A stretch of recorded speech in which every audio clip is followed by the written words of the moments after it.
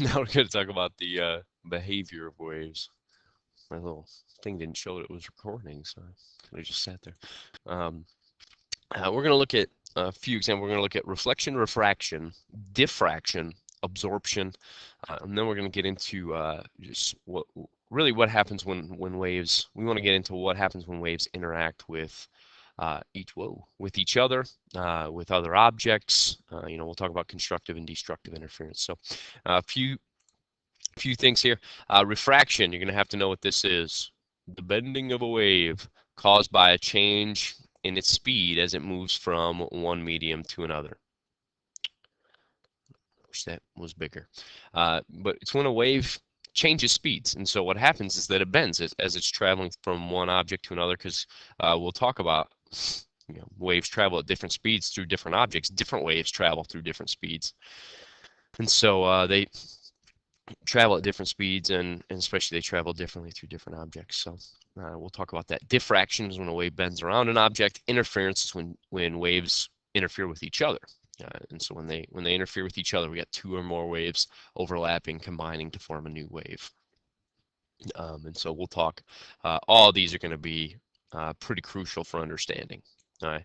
So these all involve when waves encounter either different objects like refraction or different mediums, I should say. And once again, a medium, just to review from the last, a medium is matter in which a wave travels. So it could be air, it could be water, it could be whatever. Just however a wave is traveling, that's called the medium. And then we'll go from there. Reflection should be pretty obvious. Reflection is obviously another one we're going to look at. It occurs when a wave strikes an object and bounces off it. And this obviously happens with light a lot when you shine a light on a mirror. Just by looking in your mirror, the mirror reflects an image of yourself, but light reflects off of objects. But sound also does that as well, and that's called an echo. That's what we call an echo. And so, you hear somebody walking down the halls, you shout down an empty hallway. What's happening is the sound is bouncing off of the walls and getting back to your ears. And so when the sound bounces off and you kind of hear echo, echo, echo, echo, well, it's bouncing off of objects coming back to your ears. And so they're reflecting off of objects. So light can reflect, sound can reflect, and those are just two examples, but that's reflection.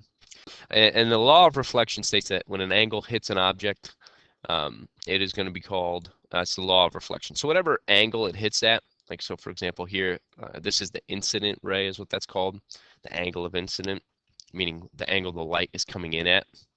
It's going to be the same as the angle of the reflection.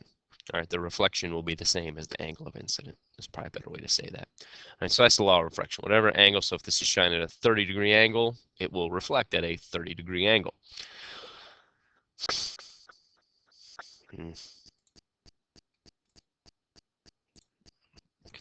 Oh, there we go.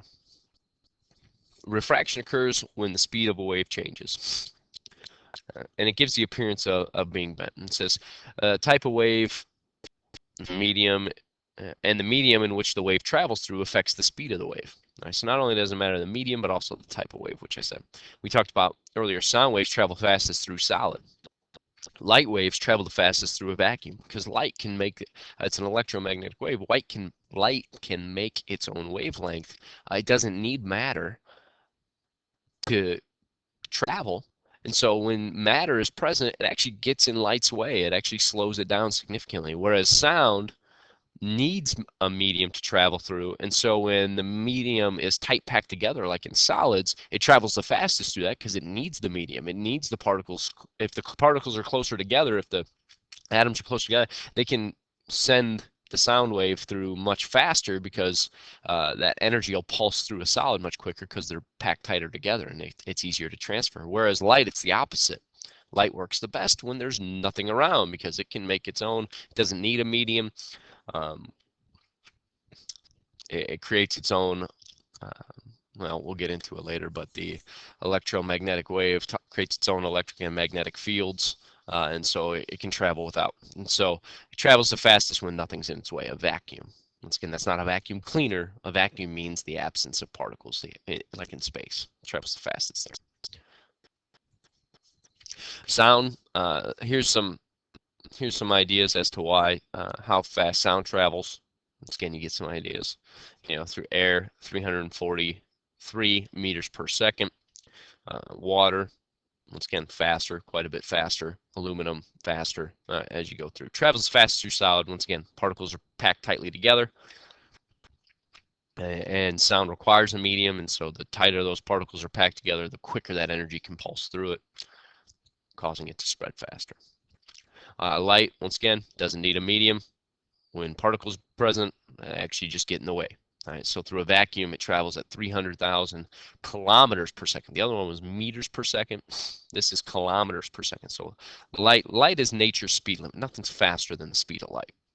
Nothing's faster than the speed of light. You can't get anything faster than that. And so you can see it travels fast through vacuum. It travels pretty fast through air, and then through water, glass. Once again, as you start getting into different materials, it starts to slow down significantly. And so light, the type of wave and the type of material it's traveling through, affect the speed of the wave that is traveling. All right, and so when you have that, since different waves travel through different speeds, you get at different speeds through different objects, you get light to bend. Like, so for example, you ever put a pencil in a glass of water, what happens is it looks like it's broken. You can see it's like, whoa, it's a little optical illusion. It appears broken because what's happening is the light is actually bending. It slows down. It's going really fast through air, and then it hits and it slows down. And it doesn't go as fast through water. It doesn't travel as fast. And so the pencil is going to appear broken because of refraction. All right, because waves travel at different speeds through different mediums, and light travels the fastest through air, hits water, water starts getting in its way. It can make it through, but it goes a little bit slower.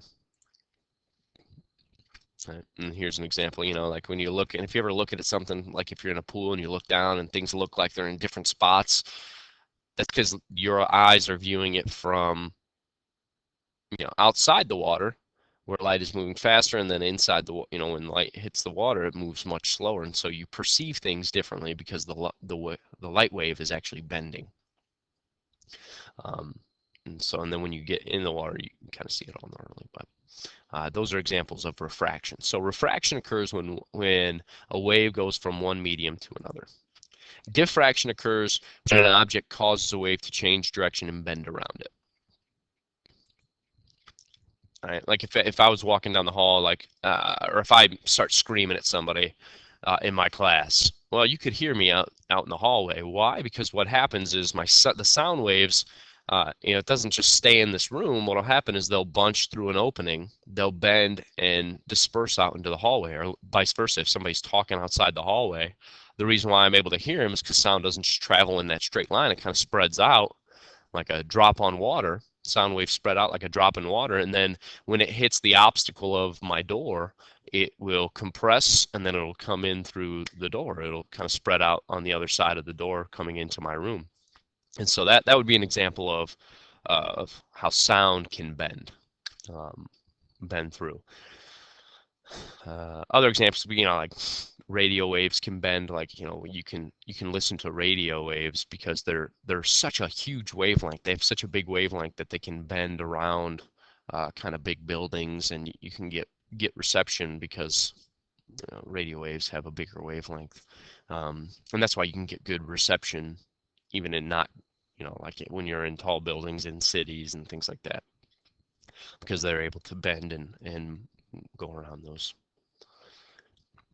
But that's diffraction. Diffraction is when a wave bends around an object. So both refraction and diffraction involve the bending of waves. Refraction, it occurs because it's the wave is traveling from one medium, one type of material to another. And diffraction is when an obstacle is in its way and it bends around it or bends through it, goes through a small opening, kind of like this picture here. Again, bends through the small opening and spreads out on the other side. That's an example of diffraction as well. And then interference is when there are multiple waves interacting together. Now, there are two types of interference. There's constructive interference and destructive interference. Constructive interference, exactly what it sounds like. When something, construction site, what's happening? Well, they're building something. That's exactly what happens with constructive interference. It's when two waves of similar wavelengths, you can see these two are matching up together. Their troughs match up, their crests match up. And so what happens, they don't just duplicate like this and keep the same. What they combine. They interfere with each other and they combine. And so what you have is you have a much larger wavelength. You have a much larger wavelength. So if you have that's why I like speakers a lot of times, like surround sound speakers are put, you'll put like it's gonna be my room. If this is my couch here, woo, man, I am just a good artist. Oh my gosh, I'm embarrassing myself. You have a couch here. A lot of times what'll happen is you'll have surround sound put on both sides. This is really embarrassing. And so when the sound waves come, what happens when sound comes from both sides, they'll build on each other. They'll kind of, shoot sound at you, and they'll build on each other and make a louder experience for it. But that's why you put the speakers kind of pointed toward the middle. You kind of got them angled toward the middle, because what'll happen is they'll combine and they'll build on each other and make that home theater experience. I got to get this erased before. Oh crap. I mean, shoot. Anyway, it is what it is. I'm stuck with it now. But that's constructive interference, when waves build on each other, and they make a much higher amplitude. The amplitude increases significantly, as opposed to a smaller amplitude here. You get a much larger amplitude here. And then destructive interference can also occur, where you have the waves kind of opposing. You can see where this is a trough down here, this is a crest. And so you get destructive interference when this happens. What happens is these waves cancel out. You can see there is no wave occurring. And we'll try to look at examples of that where waves can kind of cancel each other out. They subtract from each other. The amplitude of the new wave is the difference. Instead of them combining because they're at the same, they're hitting at the same points, they're subtracting from each other. And what'll happen, it may not completely cancel out, but it'll, this isn't a perfect scenario where the crest is equally in magnitude to the trough. But when this happens, a lot of times is the crest will be, if the crest is much higher than the trough, then they will cancel or they'll subtract from each other, but they may not completely cancel each other out, like in this scenario. But either way, destructive, you tear it down, you're destroying something. It's exactly what it sounds like. You're destroying the wave here. All right, you're bringing it down. Absorption, waves can absorb through different types of material, and that's what, obviously examples here are the atmosphere, surface. You can, waves get absorbed as well. Soundproofing, etc. All right, so waves encounter objects. They can be reflected, they can bounce off, they can refract and pass through the object, meaning they'll change speeds.